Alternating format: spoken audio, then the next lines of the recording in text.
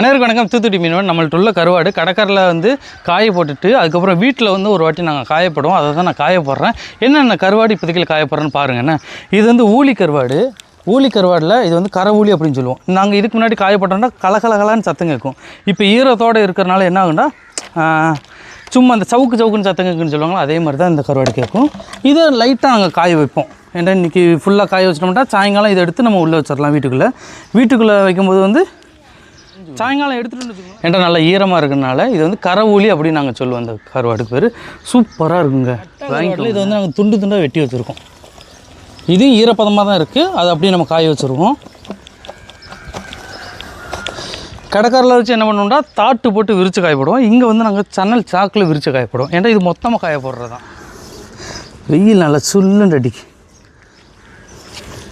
நீங்கள் எங்கள்கிட்ட கருவாடு வாங்கும்போது நாங்கள் எப்படி இந்த காயப்படுறோம் தெரியுமா? அதே மாதிரி நீங்களும் டப்பாவை விட்டு ஓப்பன் பண்ணி ஒரு அரை மணி நேரம் 1 மணி நேரம் வெளியில் வச்சுருங்க காத்தோட்டத்துக்கு. அதுக்கப்புறம் தூக்கி நீங்கள் ஃப்ரிட்ஜுக்குள்ளே வச்சுக்கோங்க.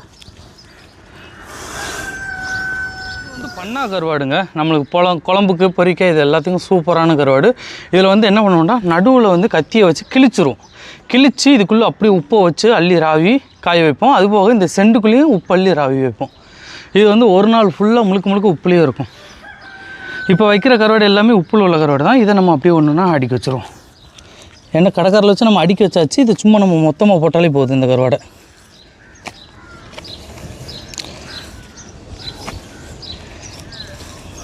என்றைக்கும் கருவாடெலாம் கொடுத்தோம்னா சுத்தமாக நீட்டாக கொடுக்கணுங்க. அப்போ தான் கஸ்டமர் நம்மள்ட்ட எப்போயுமே நிற்பாங்க. நாங்கள் எப்போயுமே கருவாடை பொறுத்தளவு நாங்கள் பார்த்து பண்ணுவோம். ஏன்னா நம்மளே மீனை பிடிச்சி நம்மளே காயப்பட்டு நம்மளே சேல்ஸ் பண்ணுறனால எல்லாத்தையும் பார்த்து உங்களுக்கு எல்லாம் இப்படி கருவாடு வேணும் அப்படின்னு நினச்சிங்கன்னா கீழே தர்ற வாட்ஸ்அப் நம்பரில் ஒரு ஹாய்ன்ட்டு ஒரு மெசேஜ் போடுங்க. இதோட விலை முதற்கொண்டு எல்லாமே உங்களுக்கு டீட்டெயில்ஸாக வந்துடும். மறக்காமல் நீங்கள் எவ்வளோ சீக்கிரம் ஆர்டர் பண்ணிருக்கீங்களோ அவ்வளோ சீக்கிரம் ஆர்டர் பண்ணிடுங்க. எதுக்குண்டா இப்போ வர லாஞ்சி கெட்டு விழுந்துட்டு லாஞ்சின்னா விசைப்படகு இருக்குல்ல, அது வந்து இனிமேல் கடல் போக மாட்டாங்க 2 மாதம். அதனால் பார்த்தீங்கன்னா எல்லா கடற்கரையிலையும் மீனோட விலைகள் கூடிரும். மீனோட விலைகள் கூடும்போது வந்து கருவாடோட விலைகளும் கூடிரும். நீங்கள் நம்மள்ட்ட வாங்குங்க. எப்பயும் போல் நம்மள்ட்ட வந்து ரேட்டு இருக்கும். சரிங்களா? நம்மள்ட்ட வந்து கருவாடோட ரேட்டு விலைலாம் ஏறாது.